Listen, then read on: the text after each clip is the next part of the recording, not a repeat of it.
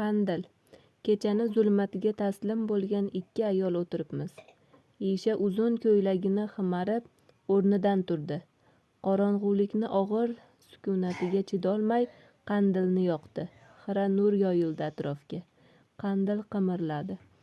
Orqa bog'chadagi zaytun daraxtlari tebrandi. Mungli yuraklarimiz titradi. Yorug'lik so'lg'in yuzlarni uchrashtirdi. Bir muddat nigohlarimiz so'zlashdi. Qalblarimiz tilga kirishini qarorsiz kuta boshladik. Suv kichikdan, so'z kattadan deyishadi. Shunday bo'ldi. Isha, dedim. Ikkovimiz ham yo'l oxiriga keldik. Men sendan kattaman. Robbimiz bizga ham dunyo mevasi, oxirat ozig'i bo'lgan farzand nasib etmadi. Ishani sabri chang solgan yuziga titroq, zaif nur tegdi.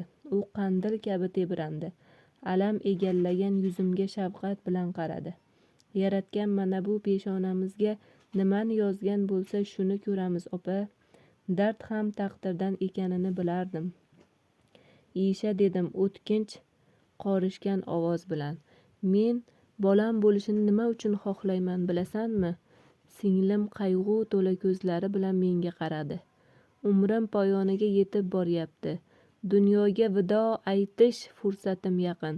Robbimga armag'on etadigan bir hadyam bo'lsa deyman. Kishi Parvardigoriga har narsa taqdim qilish mumkin.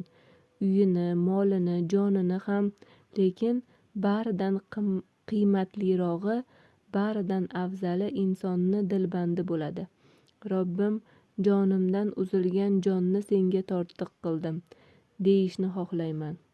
Ishaning ko'zlari menda ekan, qaroqlarida ayni shu istaklar duo bo'lib yiltirayotgan edi.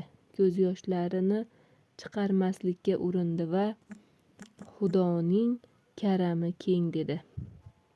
Opa, singilni mahzuniyat yuklangan horg'in boqishlarimiz xira nurlar aksida takror to'qnash keldi. Vaqt kech bo'ldi. Turdim. Etaklarida sukunatni sudrab olgan tunni ichiga yura boshladim. Singlimni g'amgin o'ylari ortimdan ergashdi.